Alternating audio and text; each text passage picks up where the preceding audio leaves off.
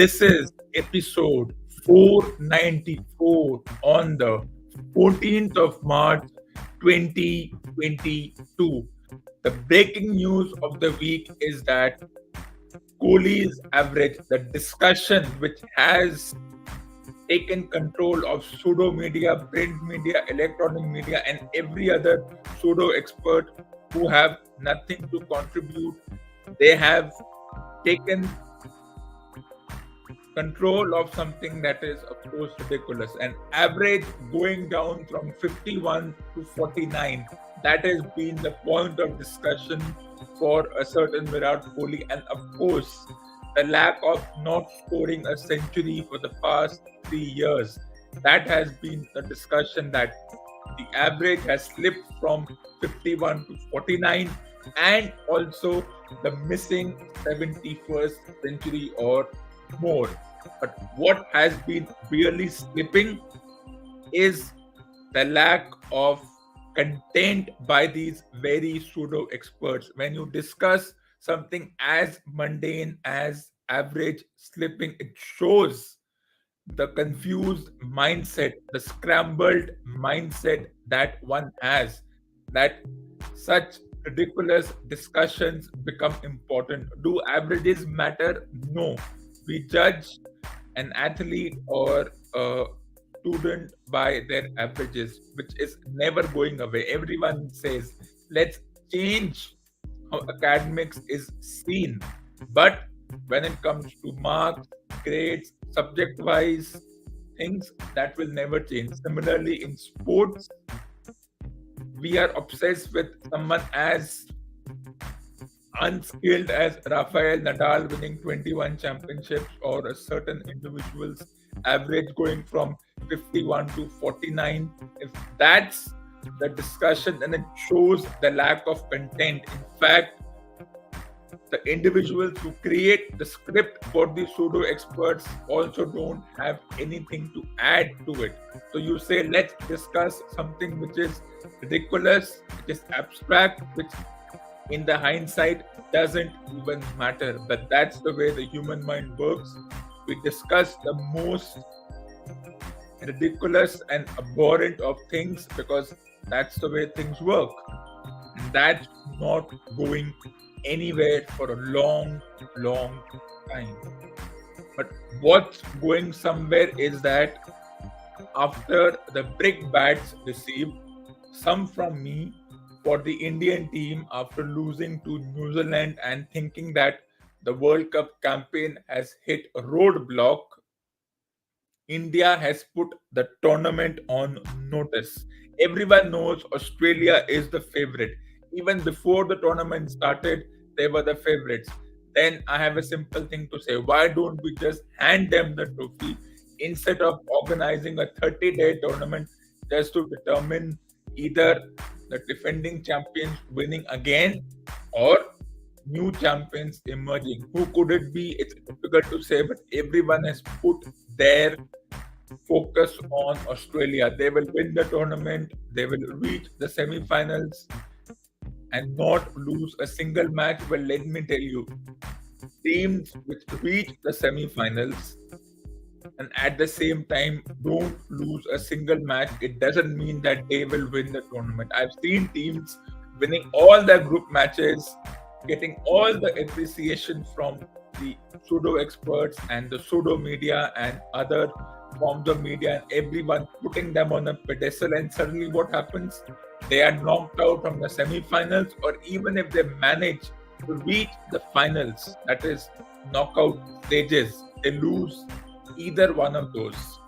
So it's not that just because you win the group games or league games or whatever be the format of the tournament, you will win the tournament. But because a certain hype has been created around the Australian team, which includes the men and women's division, and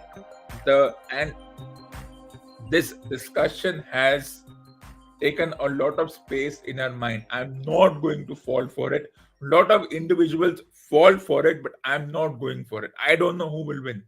I'm not even saying Australia has a chance. Australia has done well. They've had their share of luck. Of course, they beat England New Zealand by a big margin yesterday, which means New Zealand tournament has hit a roadblock with 2 wins and 2 losses.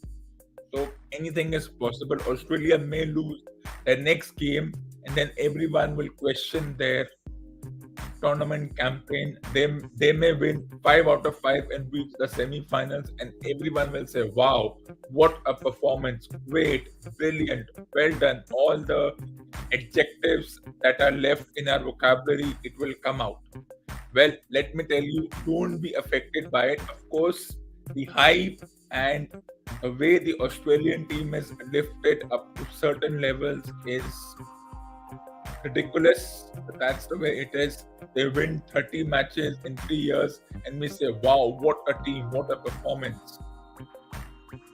And that's the way things are. We have always put Australia on a pedestal, on a favorite map when it comes to hockey and cricket. Maybe other sports, not so much, but these two sports, yes, absolutely. But I am not going to fall for this ridiculous campaigning and this ridiculous hyping of certain teams, because it doesn't work that way.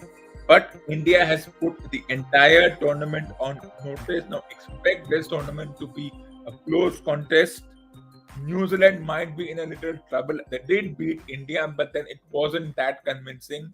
It's just that maybe the opposition team wasn't fully focused while being in the match. So that's the way things work. So anything is possible in this tournament.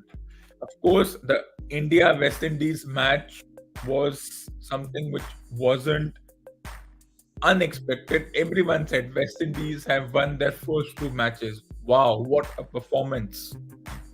But then when India got to 320, West Indies were never looking to chase. Yes, they were 100 for 0 in 12 overs, but unlike most pseudo experts and pseudo digital channels who said the game is over, West Indies may as well win in the 40th over chasing 320. It didn't happen. They collapsed from 100 for 0 to 155 all out, which can be the impact of a larger problem. We can discuss that later. But the match on Saturday was sensible batting coupled with ruthless aggression, and then all the departments got 10 on 10, but it's a long way to go. They have England, Australia, South Africa, and Bangladesh as the next 4 teams.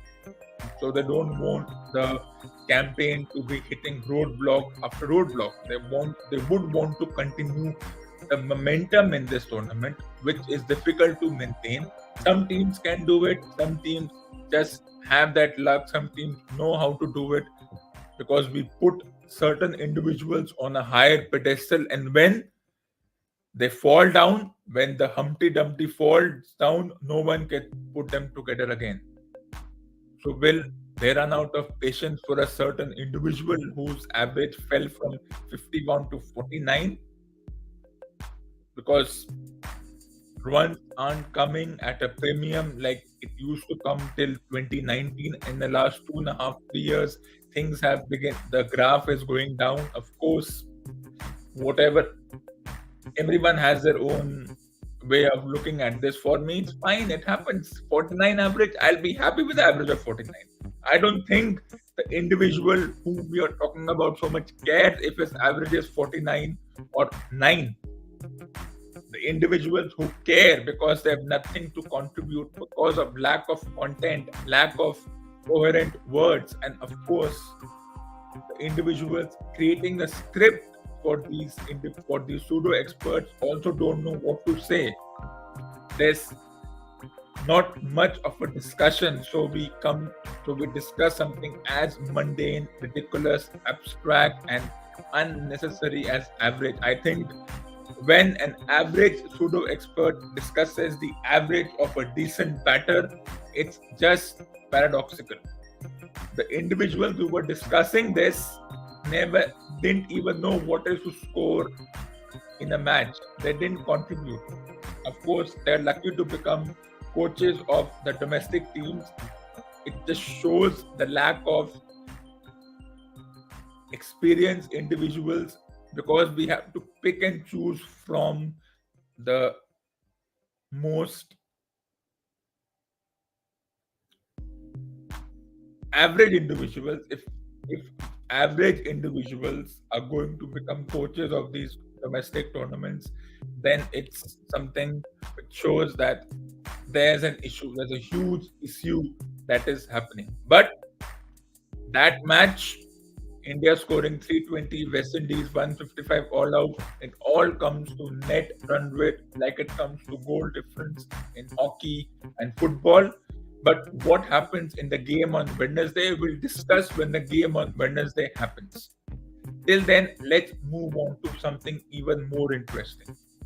Of course, the pink ball test, the day and night test, did not go according to the plans of Sri Lankan team. Everyone said this Sri Lankan team doesn't have the pedigree, doesn't have the players, doesn't have the players don't have the motivation to do, because of whatever reasons, whatever problems are plaguing the boards or other places. I don't think it's something to be concerned about. I still think the Sri Lankan team, or the 20, 24, 25 players right now of the past 3-4 years, they are talented.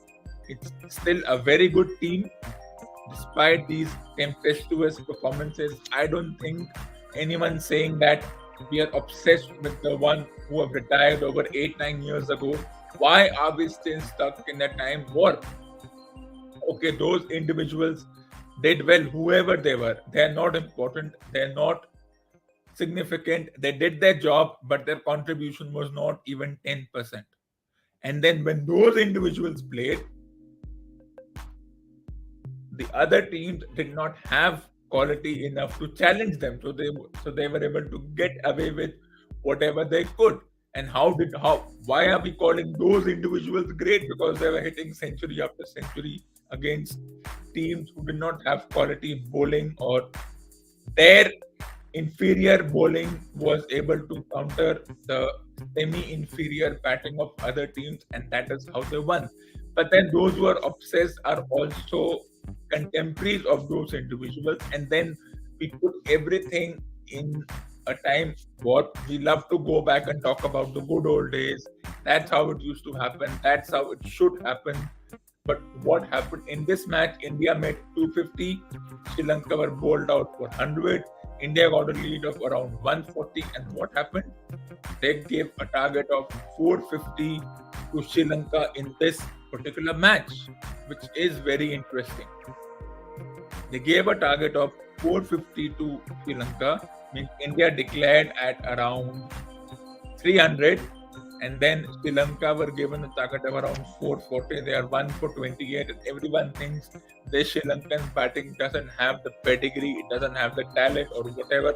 Let me tell you, even if these Sangakaras, Jayawardene were still there, hypothetically, even those individuals don't have the quality to survive. So I don't think talking about that is going to make much of a difference. So let's not get carried away by this situation. Let's not start jumping. Oh my God, there's a problem. There's a problem. There's always a problem. When a team is bowled out for 100 despite having good players, we'll say they don't apply themselves. They're obsessed with 50 overs. They don't have the commitment towards the 5-day game. That's every time this happens, we see this. I don't think it's a concern. I will never see it as a concern.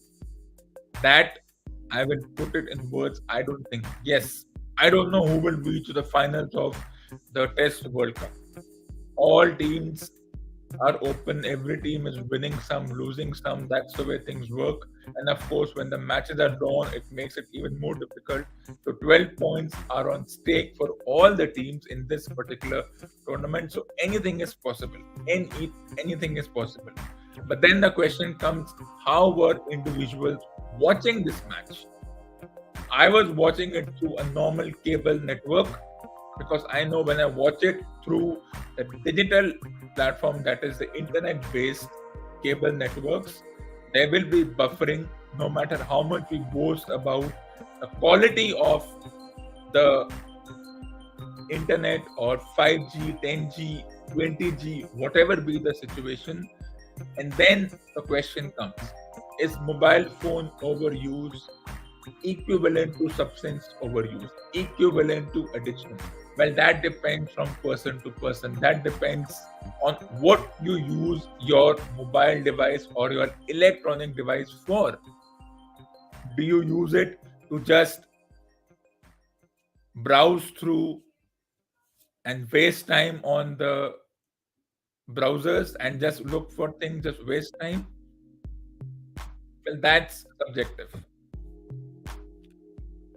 But let me read these lines and then we'll discuss it further. Our work, social lives and entertainment have been inextricably tied to our devices, and a few events have made it worse. I think no. Work, maybe. Social, no. Entertainment, yes. But I watch it through the television and not all the time. So I'm not all the time watching unnecessary videos just because I think watching videos will give me a lot of education. No, it doesn't. It doesn't work that way. It never works that way, but it depends from person to person. But not all dumb smartphone use is bad. Sometimes smartphones make us happier, enrich, and connect us to other people. Are you kidding me?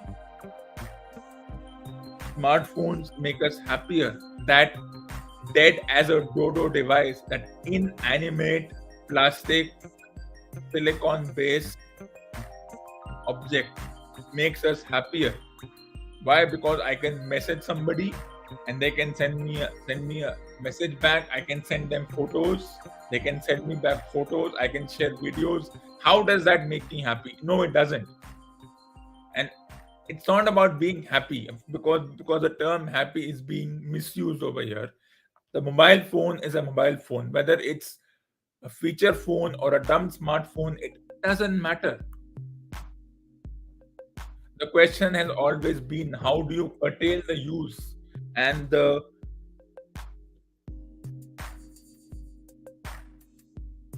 things given in this article and the article talks about certain things, certain ways to curb the use. Why have we come to a situation where we have to discuss curbing the use of a mobile phone or an electronic device? Why do we need such articles? Why do we need an external individual telling us no?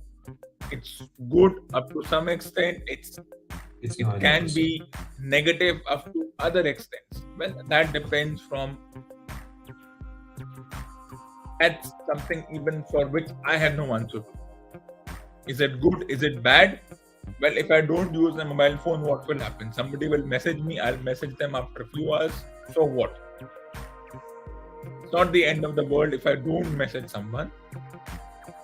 It's not as if I've never used a mobile phone before. I've been using a mobile phone for the past 16 years.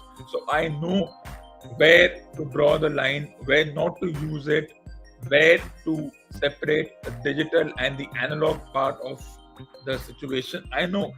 But let's see. Phone or screen overuse isn't officially recognized as addiction or substance use order. Do we really need to recognize? Do we really need someone to tell us no, it's bad? It's neither bad nor good. It depends on the person. It depends. Why are you using the mobile phone for? Is it for your profession where you need the mobile phone to be in constant touch through messages with that person? Okay, then using the mobile phone for that purpose is fine. If you're engaged in a video call with somebody for professional purposes, not just calling someone for the sake of calling someone, then it's fine. But if you're lazily browsing, if I don't need a mobile phone, but because I have nothing to do, I'm thinking, what should I do? Let me just use my phone and just look at some videos on some video channels, because I don't know what should I do. I'm confused. Well, then that's kind of an issue. If you know why you're using your electronic device for, especially the mobile phone, it's acceptable. But if you don't know why you are using it and you're just using it because you think you don't know what, you don't have anything to do, then it's not a concern, but the person is scrambled. They have a scrambled mind. So I think, so what are some of the ways to curtail the use? Well, don't use it when you don't want to use it. If you can have an analog option, then have an analog option. When you know that there is no use texting someone who will not reply, then why text someone? When you've already texted someone, then there's no need to check after every few seconds whether that person will reply. But then human beings are a impatient lot, and we will check after every 2 seconds the person hasn't texted back. What is happening? Is there a concern? Or someone texts me and I don't text them back immediately. Immediately means in the next 3-4 seconds, and they are concerned. Why aren't you answering the messages? Where are you? That's one thing we have to remove, but it will not go away because it's a perennial problem. It's not going away. So whether you use dumb smartphones or feature phones, it doesn't matter. Just because the dumb smartphones have millions of applications, and the most ridiculous one being the application telling us you have overused your electronic device, because that's ridiculous. As if I need another application inside the application to tell me that I have overused, or I've not used, or I've spent too much time on a certain application. If my brain cannot tell me that, why will I trust the application? And how do I know the application is not deceiving me? That's the most important thing. But let me just take you through some of the examples given here.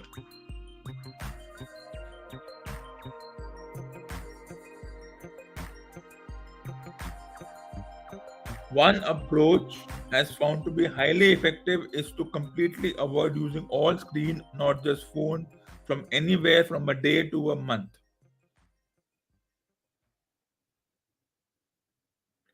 But then are we connecting mobile phone use to other addictions? Well, that depends on what addiction means. Addiction has had several meanings, it has gone through several changes over the years, and the mobile phone itself as an entity has been there for the past 30 years.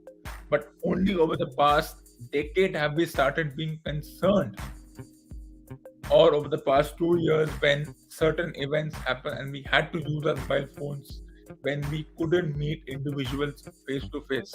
But I don't think that's a concern. I have a mobile phone on my desk just a few centimeters away, but I'm not going to pick it up. Why? Because I know what will I do while picking it up? I will check a message. I can check a message an hour from now. It's not as if I don't check a message, I'll be insulting that person not checking the message. It doesn't work that way. That's just the mindset. The mindset has to be like, okay, you have to be smart about it.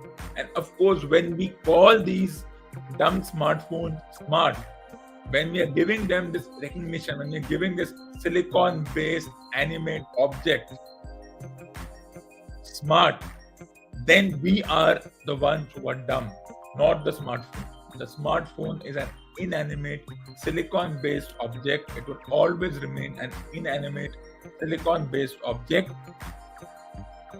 If I don't use it, it will not start crying. It will not suddenly alleviate from its place and come to me and say, use me. Search something through me. If I switch off the internet, I switch off the internet.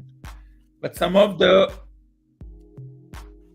another example is you can also make your phone less visually engaging by changing the screen to grayscale or turning off notification. I think I've done these things even before such examples were relayed. Grayscale, well, if you want to change your phone to grayscale, then maybe you can start using this particular form of the mobile phone.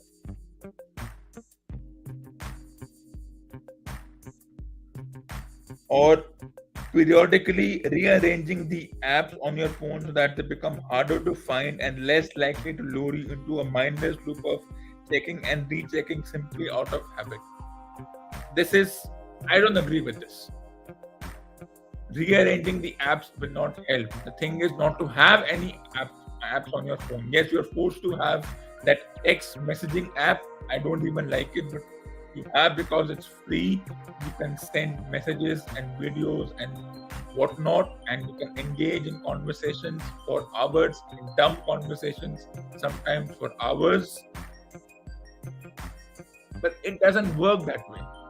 I don't have millions of applications on my phone. I don't need it. I have better things to do, but that's not the point.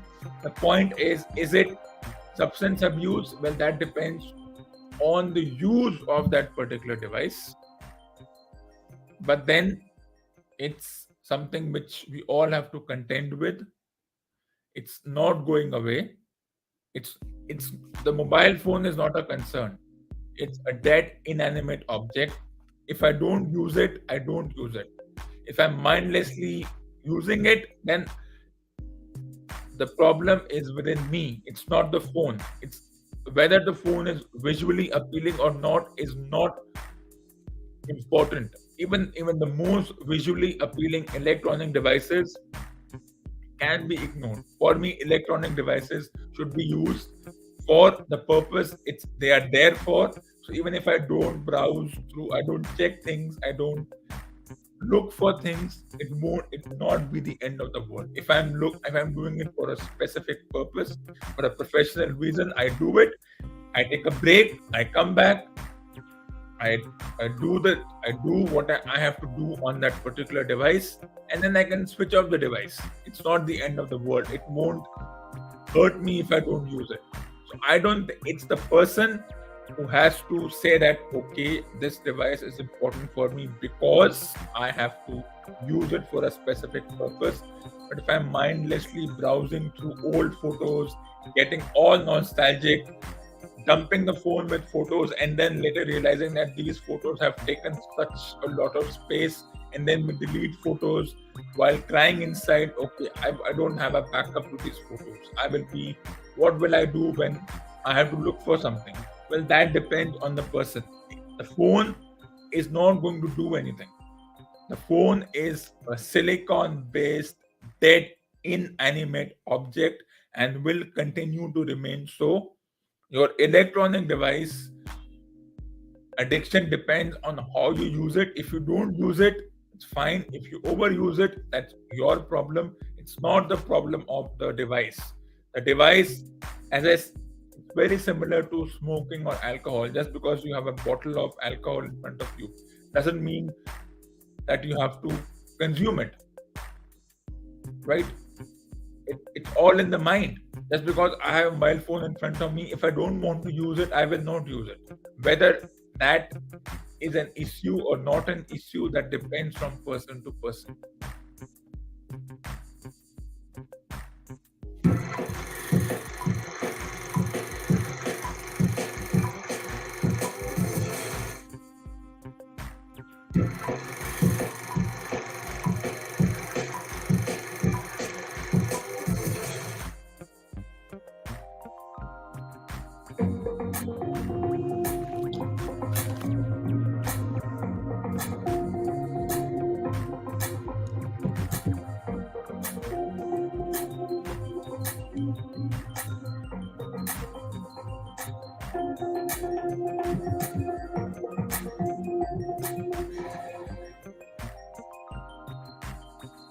This ends episode number 494 on the 14th of March 2022. Stay tuned for the next episode.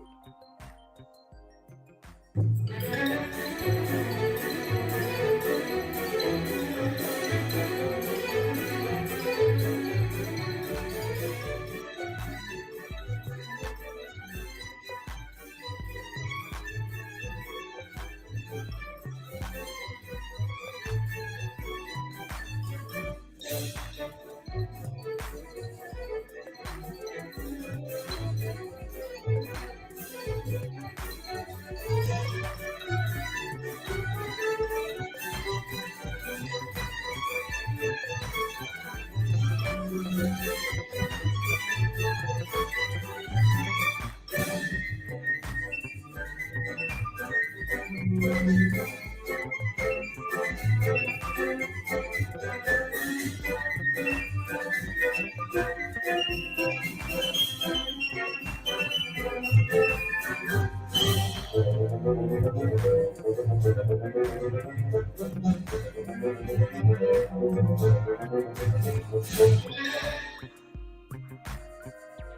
I will be back with episode number 495 on the 16th of March 2022.